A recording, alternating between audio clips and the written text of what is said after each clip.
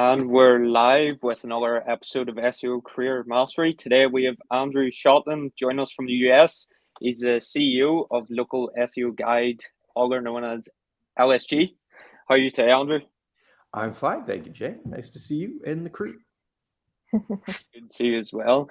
Well, we'll kickstart the conversation with just a simple question of who is Andrew Shotland? How did he get into SEO? Where did he come from? Just your background overall. Oh, sure.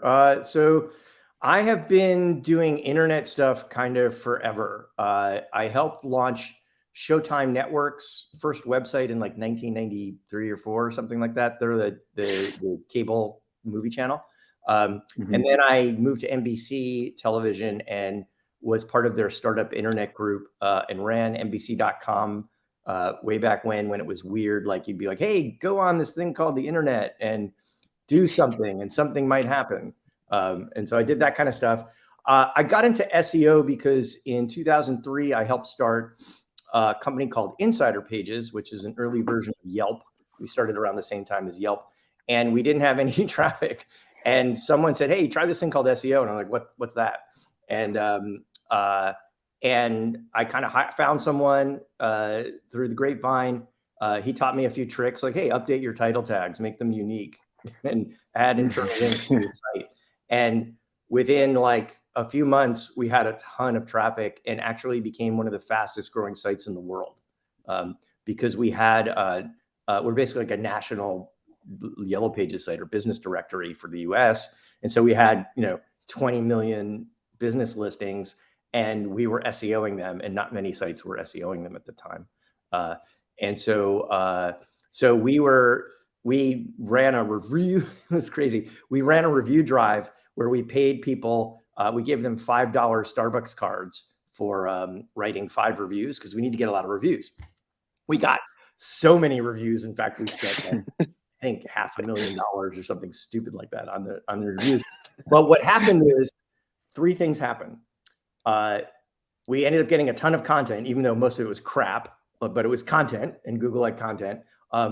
We got a ton of links because all these sites that were like, these idiots are giving money away. Go do this thing. So everyone was linking to us.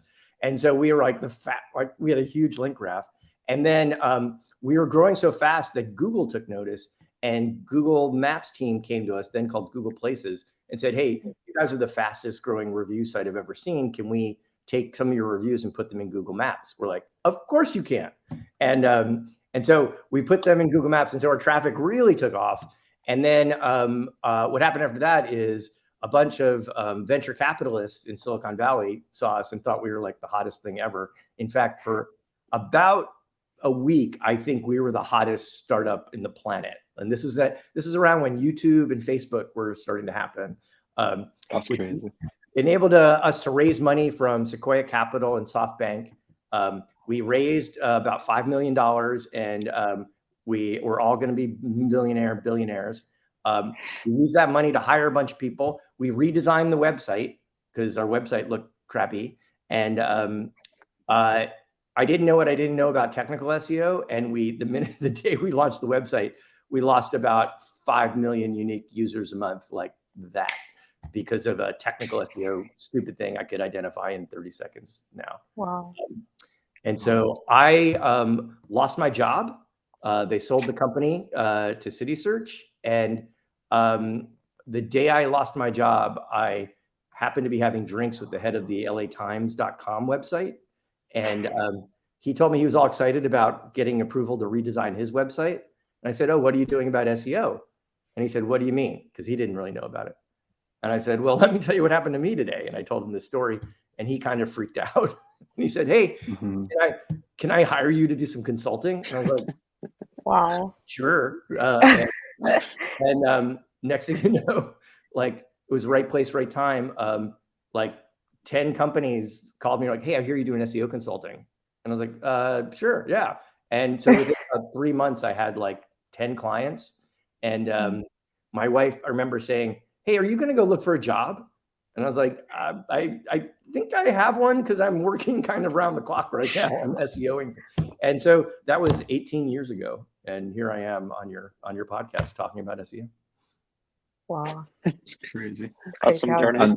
Yeah, it was actually a great, like, I love asking people like how they got into SEO, because it's always so all over the place. There's no one story. It is. I really like my SEO superhero origin story because I lost my job because of SEO. I also almost made $1 billion because of it. And so when we're talking to businesses about their SEO, it's really, I find that experience is really helpful, because it's like, oh yeah, this guy might lose his job if we don't do our job right, or he might make $1 billion, which is pretty cool. High risk, high reward. Yeah, yeah. Well, I want to help people who might lose their job, and I want to know people who make $1 billion, and be one of the people who help make them $1 billion. So it's a good group of people to know. It's a nice spot to be in the middle of. Were there any sort of initial bottlenecks or challenges that you faced when you started developing a local SEO guide into the company that it is today? I think the bottleneck is always people and process, or lack of process. So my career has been pretty much seat of the pants type stuff. Like there was no course to learn SEO. It was just like, try it out, lose 5 million users. Okay, don't do that again. And so I think that has that mindset has stuck with me far too long. I think my team would say that. And so I think learning how to do that, and then make it a product, productizing it, taking the stuff that's all in your head, like, because a lot of you probably know this, like half of SEO is a checklist, do this, do that, and half of SEO is, I'm not sure why that's happening. What is this? And there's no rule book for that. And so so turning that into a product that's reliable, I think that has always been the bottleneck, because we're not a cookie cutter agency. A lot of agencies, there's nothing wrong with cookie cutter. It's like, oh, I'm going to do 30,000 small business websites. Well, here's the program. You get 4 hours a month and 5 title tags and 5 links and a video and whatever. That's fine. But we do stuff is more like, did you do something to your site today? I think I need to drop everything and figure out what you just did and spend 8 hours like finding a needle in a haystack. And so there's no like, here's the rule book, here's the playbook. It's more just like, do you understand how to find and identify problems and opportunities? Definitely, 100%. To build off of that and counteract that question, are there any sort of characteristics, traits, or disciplines that you would attribute to 17 plus years of success with the local SEO guide, especially in the terms of like managing and running the business side of things? Well, I personally think curiosity is the number one like superpower that an SEO person must have.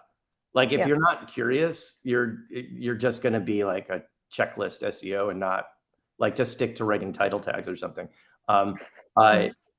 You have to want to solve the puzzle, because it's never I guess all marketing and all different business things are solving puzzles, right? SEO is just a very peculiar one. So like with pay-per-click, maybe the puzzle is, how can I get enough clicks at the right cost that convert at the right thing? Like it's like a math formula. SEO is more like, how do I take all this kind of rigid known stuff and this flaky I don't know stuff and turn that into a thing that makes money? And I think and honestly, the people who I see, two types of people doing really well in SEO. Those who are super like, I have a process and I am like process, and I do the same thing every day. And I am super curious. And I would say I gravitate towards the super curious people. Awesome. You can see them when they tweet and when they write on blog posts or on the trade publications, when they go on podcasts, like they're just endlessly trying to figure stuff out. Awesome. Yeah, very important. Definitely. Dareth? And Andrew, just to sort of go back a bit, why was it local SEO guide? Why that name? Was the plan at the start was it to target maybe local markets, or was it to target sort of smaller companies in local towns? So when I started, I didn't have a website. I didn't have a name, just myself. In fact, it was funny. Someone said, "Why should I hire you? How are you? Like, you don't even have a website." And I was like, "Oh, if you're good at SEO, you don't need a website." No one ever stopped to think if that made sense or not. I'm just like, oh, That's funny. that's a ridiculous statement, but it worked. Part of my MO at the early days was the way I differentiated myself from, there were kind of two ways. My favorite way was, I thought everyone was trying to be all businessy. Like I have ROI and LTV and CAC and stuff. And I was like, this is such a weird discipline.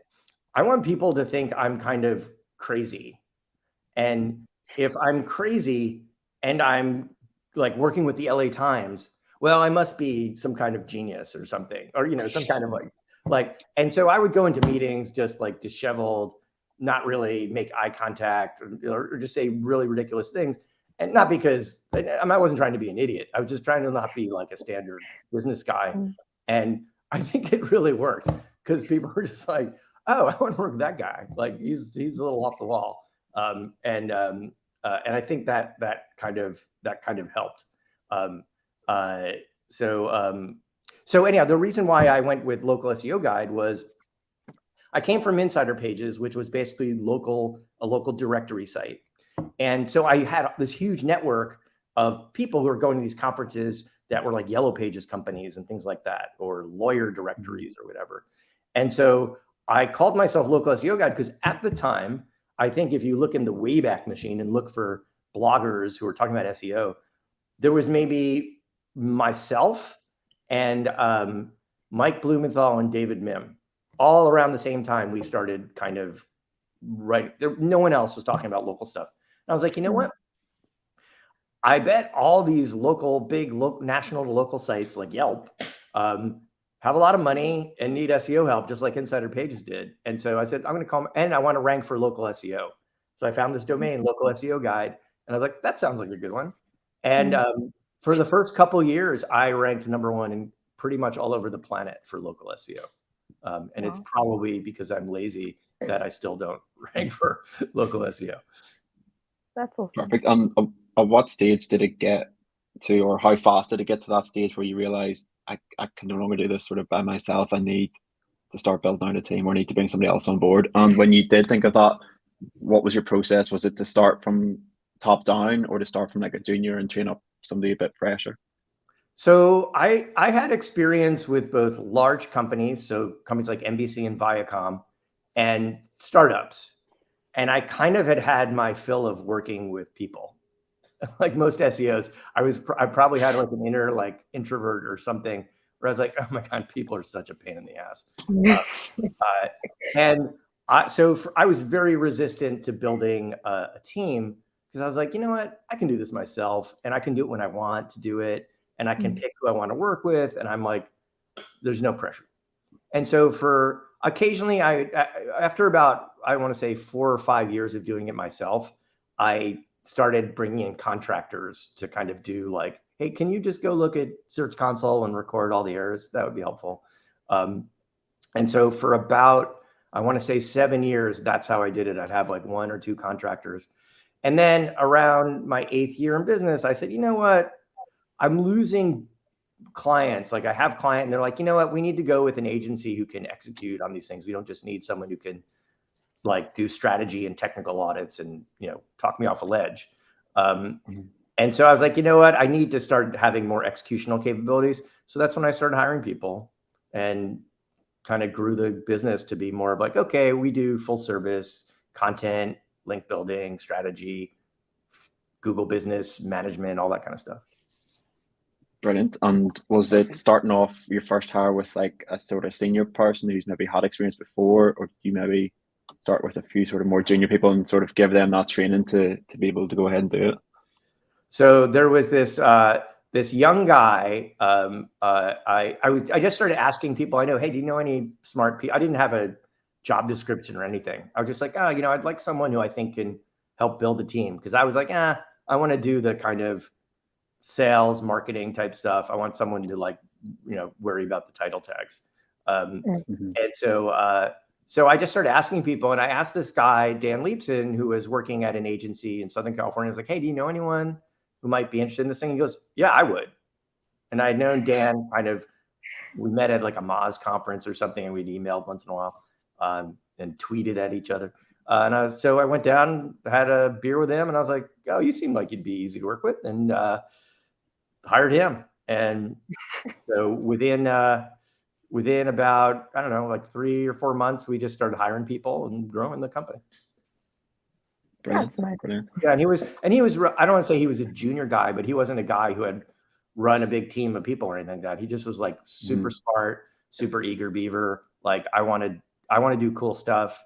I want to break the mold or whatever. And I was like, perfect. Yeah. Come here, do cool stuff. Break the mold. There is no mold.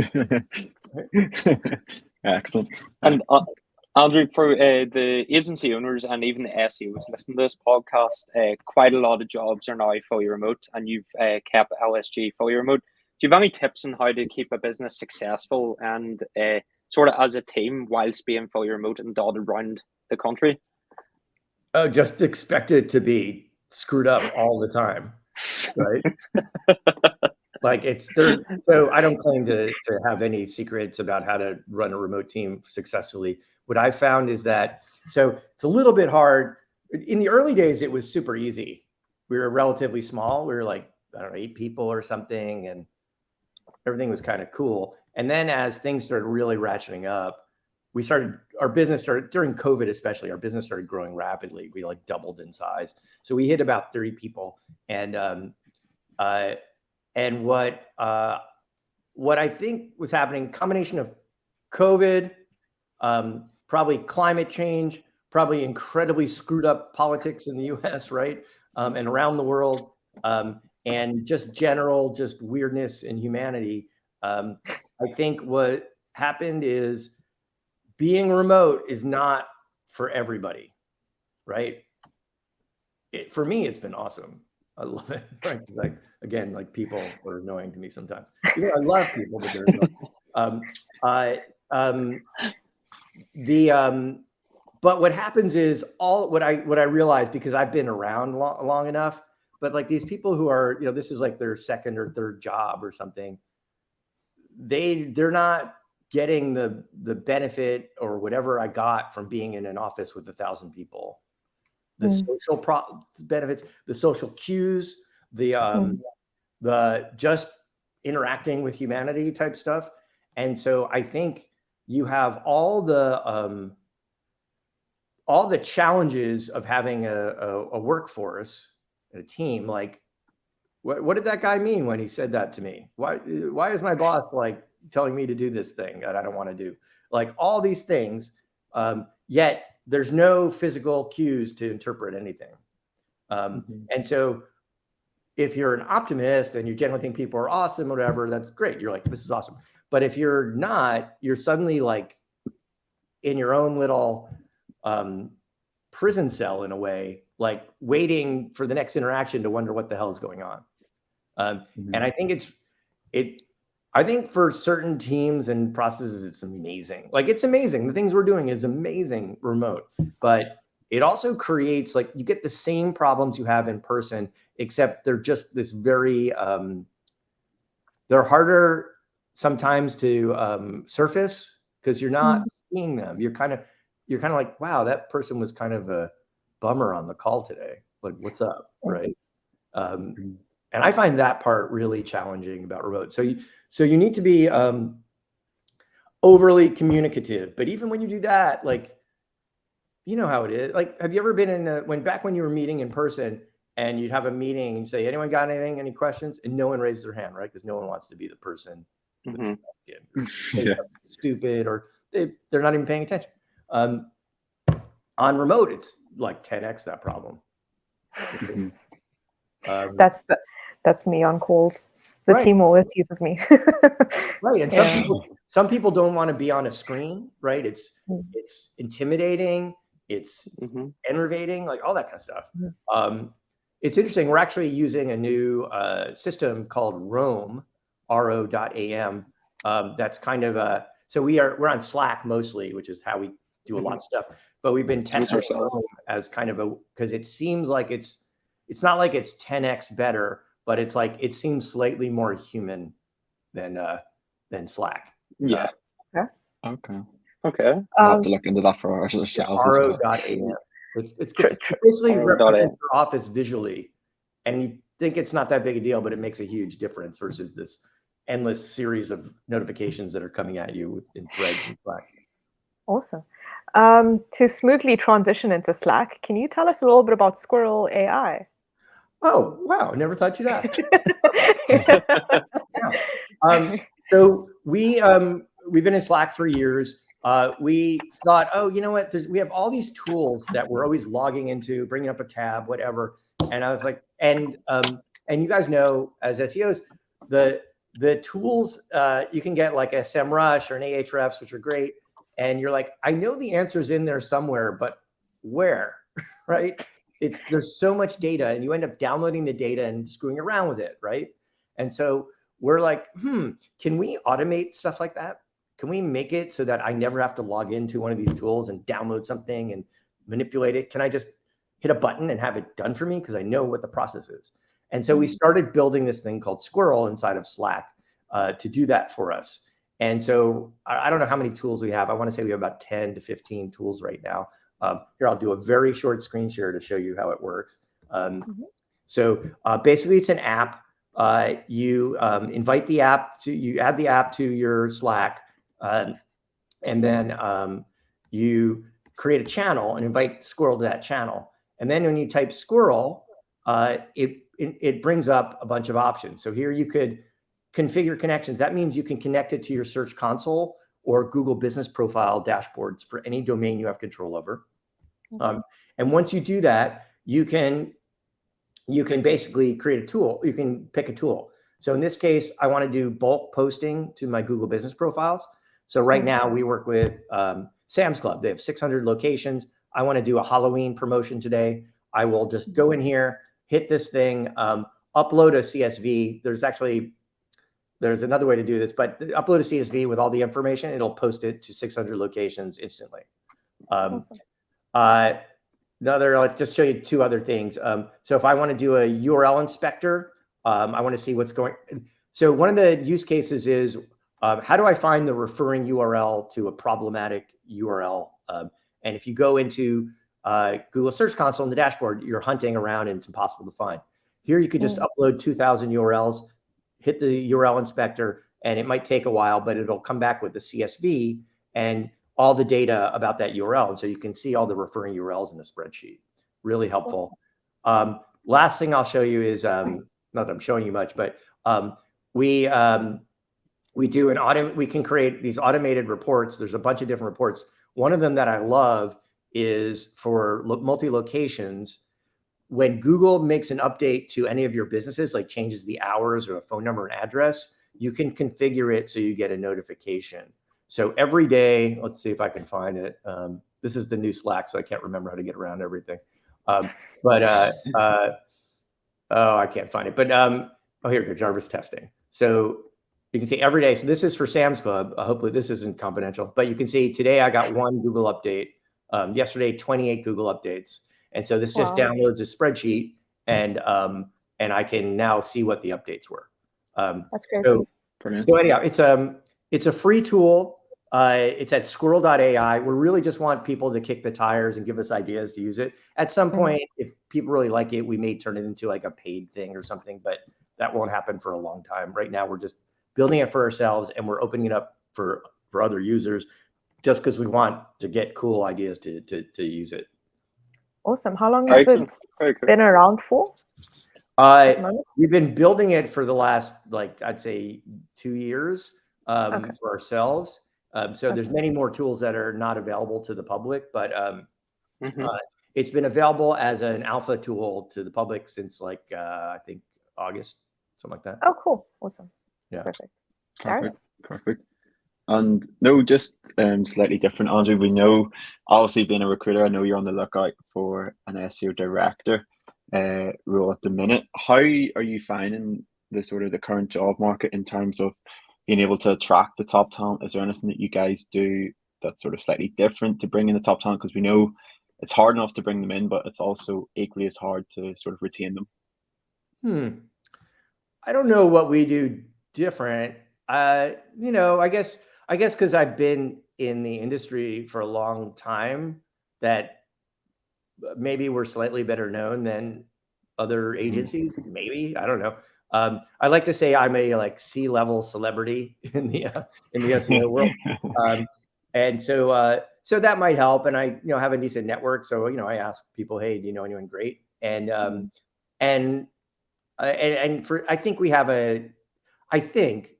I suspect we have kind of an interesting reputation in the SEO world as a slightly quirky kind of place, and so we're looking for someone who's a little bit quirky, right? Who likes the quirk. Yeah. But yeah, we found it.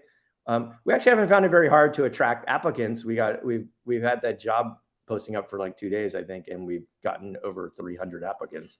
Yeah, I saw that. But maybe 10 of them are interesting. Not that you're all interesting. Yeah. Interesting for that job. And what's been interesting also is that I've been hit up by a lot of people who have I classify as like very experienced people who are out of a job right now, and so the job market is very odd. I think it's taking longer to get them, but that said, it seems like there's a lot of jobs out there.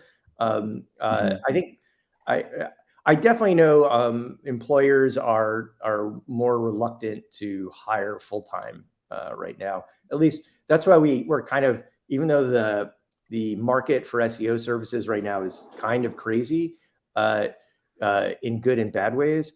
I think my sense is, as people are making budgets for next year, there's a lot of hesitance to hire more full-time people. And so consultants and agencies are going to benefit from that, because everyone's allergic to full-timers right now on the client side. Yeah. I don't know if you listened to the podcast that Josh and Craig did with Eli Schwartz, but Eli Schwartz was saying that companies who do start hiring, in-house companies who start hiring full SEO teams and permanent staff over the next sort of year to 2 years are going to see crazy results, rather than those who didn't, or maybe only hiring sort of freelancers at the minute. So I don't know what he has up his sleeve, but I wouldn't be surprised if he's right. That's funny. Well, I love Eli. Is a great guy. I've known him for a while, and I suspect there's a bit of that a bit of that line is just like me saying, employers are going to hire agencies. That's a little bit serving as an agency, right? I think as someone who helps companies build in-house teams, which I believe is part of Eli's service, of course he would say that. Okay? I'm not one more thing on you, Eli. Not at all. You're smart businessman. That's what I'm saying. One more thing, just on the sort of the topic of hiring. What's your opinions of counter offers? I don't know if you've ever had to do one yourself, but is that something that you would consider, or if the person sort of hasn't been upfront and clear that they're on the lookout elsewhere from sort of local SEO guides, you just let them work away? To me, that just says you don't like us enough, right? You're like the money the most, which is, I don't blame you. You want the money. So unless I really felt like a special connection, and I was like, oh, I really want this person, and it's understandable. They just had twins and they need to make more money, and so I get it. But for the most part, if someone came to me and was like counteroffer. Oh, actually, I don't mind a counteroffer. Like, hey, I'm going to pay you X, and you say, no, I need to make Y. That's fine. But if you're going to come to me and say, oh, this other company offered me Y, now you need to pay me Z, I'd be like, have fun. Unless you're, I don't know, unless you're a magician, a wizard or something, and I need you. And I don't blame you for doing that. It's just like, oh, you're signaling to me that we're not. If you came to me and said, look, I really want to work here, and what can you do? And I came back and I figured out what we could do. And maybe it's all circumstantial. But let's pretend if I didn't match the offer, I said, oh, I can give you a little more, whatever. Or I can make it up this way. If you worked with me, then that would be a signal that you were interested in me. And it's just money is important, right? So I don't know, it's all situational. But in general, as Jay and I were talking about before the podcast, cultural fit is like critical. And it's so hard to determine before someone comes in. It's really hard. Because let's face it, all our organizations are screwed up, right? And so you can sell a dream. Oh, we're great. We're cutting edge. We do data-driven, big data, whatever. We wrote some article in search engine land. We're the best. And then they come in, they're like, this is great. I'm with these guys. He's like a C-level celebrity and this is amazing. And then he's like, oh, this place is kind of screwy. I'm like, yeah, we're a group of people, running around trying to like put fingers in dikes after an algorithm update or something. And yeah, like that's what we do. And some people come in and they're like, oh, I thought everything was going to be like wrapped up in a bow. And it's like, I haven't been in one company where everything was wrapped up in a bow. Definitely. Tell me about it. Just to quickly wrap up, see what I did there? We just want to quickly speak a little bit about BayAreaSearch and the upcoming event that you guys are doing in October. So yeah, if you could give us a little bit of a breakdown on who BayAreaSearch are. I think if we can start with that, what is happening over at BayAreaSearch, and then wrap it up with the event in October. Sure. So BayAreaSearch is an association of basically SEOs in the Bay Area. We started it, I think, about 6 years ago as a way to kind of form. There was no like group like that was like there are all these SEO associations all over the U.S. at least that have been around for years. And like, how is it that the Bay Area doesn't have one? We're only like the headquarters of Google and stuff, and like, how is that possible? And so a bunch of us just started meeting at people's companies, and it just grew over time. So we'd meet at Square or at LinkedIn or where else are we? Zendesk and stuff, and Yelp. We even had one at. And so it started growing, and we would have. It was mostly just to hang out and network, but we'd always have like a panel or a speaker. During we got it up to about over 100 people at an event.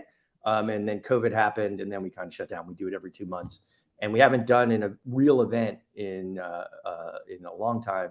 So this is we're having an event at Google's community space. I think it's something like that. I forgot what it's called. It's again, it's a networking thing. It's mostly on AI, using AI and SEO. I believe Martin Schreiber of RVShare will be there. And I forgot who else is on the panel, but it'll be a good panel. If you're in the Bay Area, it's free. It's sponsored by Stat. They're the search engine SERP data company that Moz owns. I think GetStat is their domain. It'll be, so far we have about 100 RSVPs, so that means we'll probably get about 50 people. And I think it'll be, if you're in the Bay Area, it'll be a great networking event. And we're going to try to keep doing these every other month, hopefully over the next year. Very cool. Brilliant. Perfect, Andrew. Perfect. Well, that just about wraps it up. It was real fun having you on. Definitely haven't laughed as much within a webinar before, but thanks for joining us. I'm sure we'll get speaking to you soon in the future. Well, thank you for having me, and I look forward to sitting here for 15 seconds while this video shuts down. I'll go 15 seconds. Cheers, Andrew. All the best, Andrew. Bye.